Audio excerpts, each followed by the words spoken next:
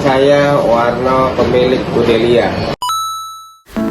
Pernahkah kamu membayangkan memulai usaha dari nol di tanah rantau? Inilah kisah inspiratif seorang bapak yang memulai usahanya dengan tekad untuk mandiri, dan kini usahanya telah berkembang selama lebih dari 1 dekade. Usaha ini bermula di tahun 2008 saat beliau merantau dan ingin hidup mandiri. Tanpa modal besar, tapi dengan semangat yang kuat, beliau memutuskan untuk membuka usaha sendiri.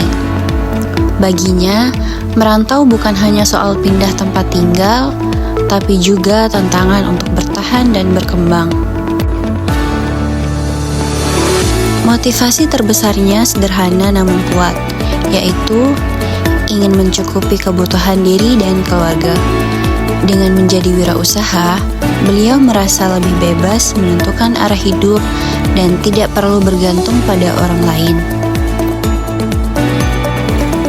Tentu saja perjalanan usahanya tidak selalu mulus.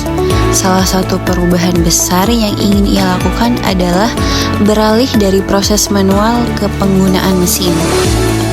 Langkah ini tidak mudah, tapi sangat membantu meningkatkan efisiensi produk dan memperluas peluang.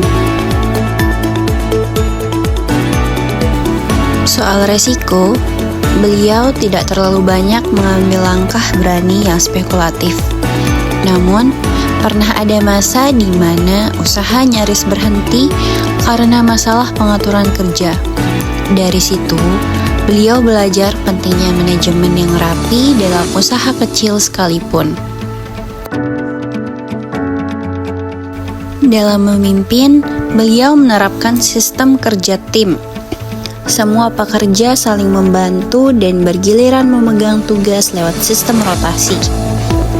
Bagi beliau, etika bisnis adalah soal kejujuran dan kerjasama. Dua hal ini yang membuat usaha ini tetap bertahan hingga kini. Promosi sederhana saja dari mulut ke mulut. Meski tanpa iklan besar-besaran, pelanggan tetap berdatangan karena kualitas dan nama yang baik. Nama usaha ini sudah dikenal luas, cukup dengan rekomendasi pelanggan setia. Dari segi keuangan, semua dikelola sendiri dengan pencatatan sederhana, tanpa investor atau pemodal dari luar. Beliau mengandalkan penjualan harian dan mengatur semua pengeluaran secara manual.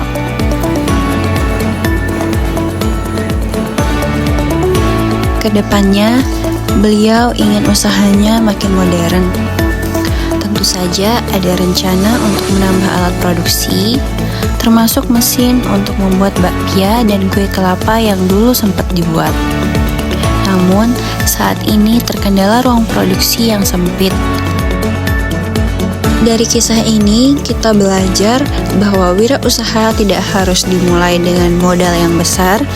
Yang paling penting adalah niat, ketekunan, dan keberanian untuk berubah.